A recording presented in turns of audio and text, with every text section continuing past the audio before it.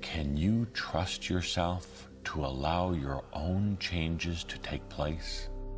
The call to awaken is heard inside, in parts of you that have been hidden for so very long, in parts of you that have been wounded and hurt. The call to awaken is heard by parts of you that are in pain, the parts of you that are crying, the parts of you that want to return home to you. My mind, I've found, so tightly wound, keeps turning in circles around and around. I seek the straight within the curve, to enter the spine and touch the nerve, rising through direct transmission to pierce the veil of double vision.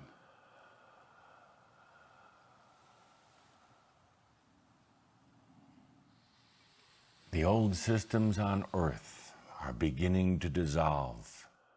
It's time to begin transforming from the old self into the new.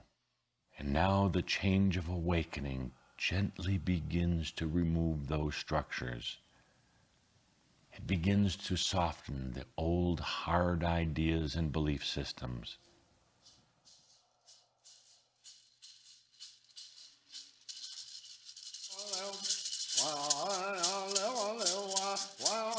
This three-dimensional time is so quickly passing.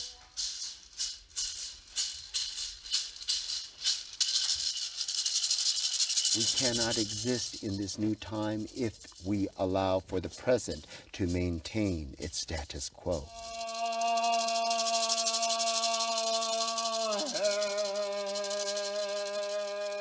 Only a total transformation is going to bring about the more beautiful world our hearts know is possible. Our political system isn't working very well anymore. Our medical system isn't working very well anymore. And we don't know what to do. And in between the falling apart of the old world and the emergence of the new, whether it's in personal life or on a collective level, there's this sacred space, the space between worlds, the space between stories. Many people are going through that kind of transition today. The fundamental nature of a human being is wherever he is, whatever he is, somehow his present condition is not enough. He wants to be something more than what he is. Some people are gathering things, some people are gathering money, some people are gathering property, power, pleasure, love, knowledge, it doesn't matter what. So this longing to expand is a longing for the unbounded, because wherever you reach, it's not enough, you want to be something more.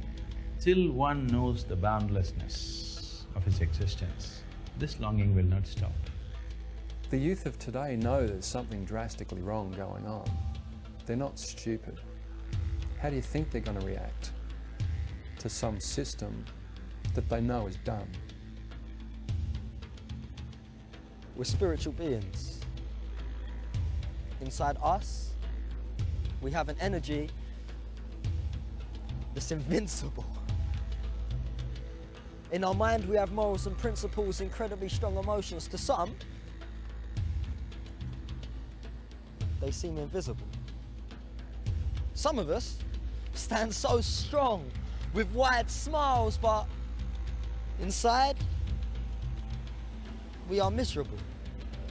Some of us have a spiritual significance beyond human understanding that defines mystical. Now, some of us stand by it and watch the leaders of our planet rob our developed countries for their minerals. Me, I decide to stand up for what's right and get lyrical.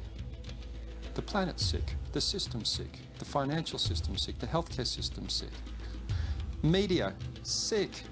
Meanwhile, folks live in tower blocks for 20 years, but they don't know their neighbours. They don't share knowledge or love. They'd rather act like strangers. And according to the propaganda in the paper, every teenager with a hood might decide to blade ya. Right now, if they read the newspapers and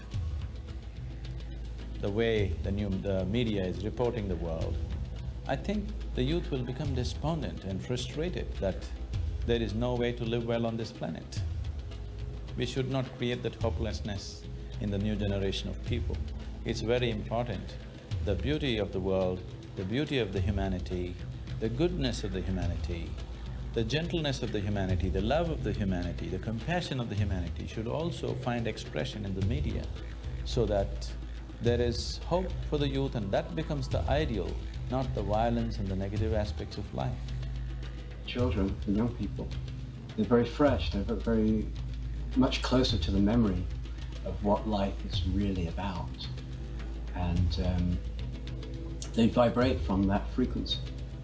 And if we want to communicate with the youth, then we have to tune into where they're vibrating. If you want to communicate with whoever it is you want to communicate, you have to tune into where they're tuned into, not where you think they should be. We're all here on spiritual journeys of enlightenment. You'll find out sooner or later with every step on this journey I walk, I seem to get more persistent and braver.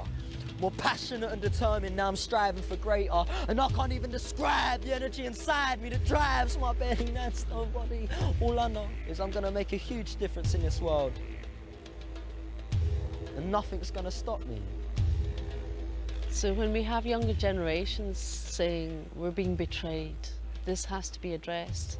In fact, they're speaking on behalf of past as well as future generations. It no longer can be safely assumed that in a democracy the government takes care of its people or of the voter base, basically.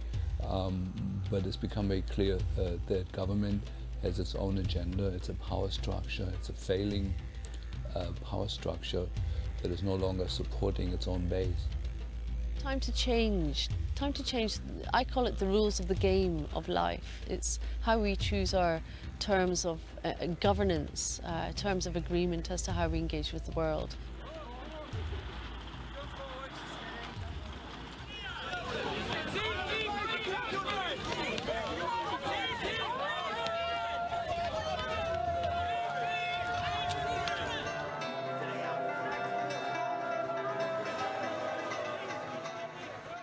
Just before the invasion of Iraq, do you remember the millions who came out? I mean, it started out in the East, and it was like waves of humanity. And it was people who could quite easily have said, this has got nothing to do with me. They didn't. They said, we care. We want to give peace a chance. Most people want peace. The governments of the world really seem to be stuck in the love of power. If you cannot bring peace to your own mind, where is the question of bringing peace to the world? The beat of a butterfly's wing can, at a critical moment, create a hurricane on the far side of the ocean. But, are you going to be aware when there's a critical moment at hand? No, you just got to be beating all the time. You've got to be the butterfly all the time.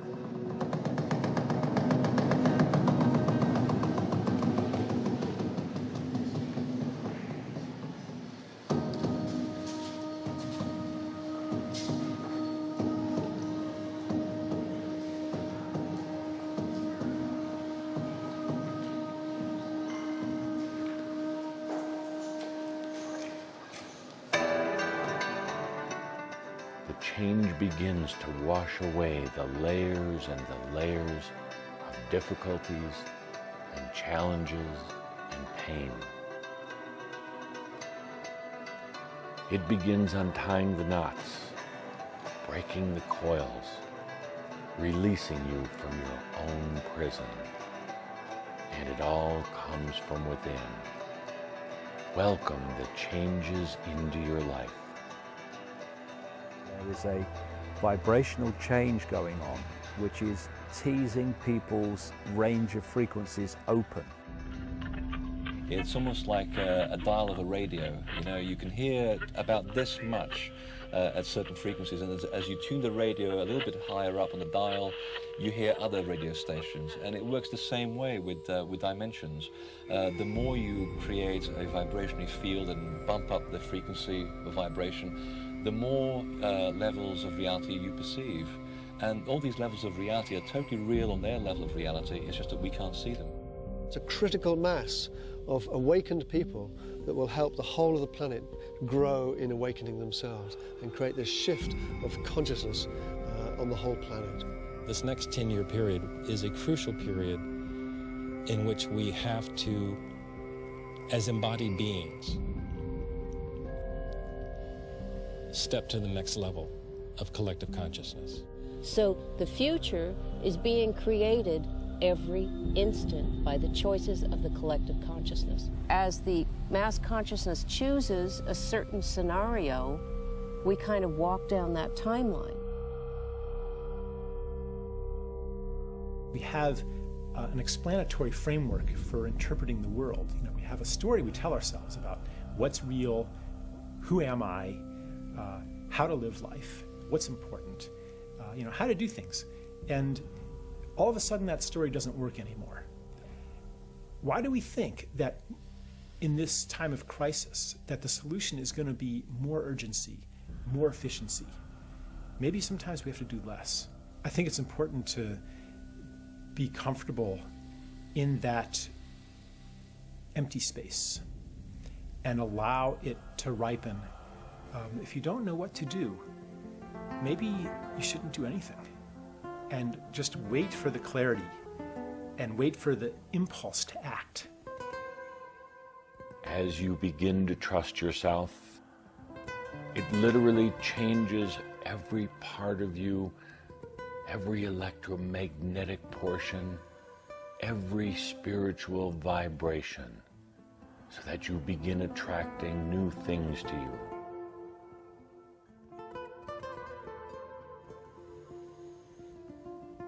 Can you trust yourself to allow your own changes to take place?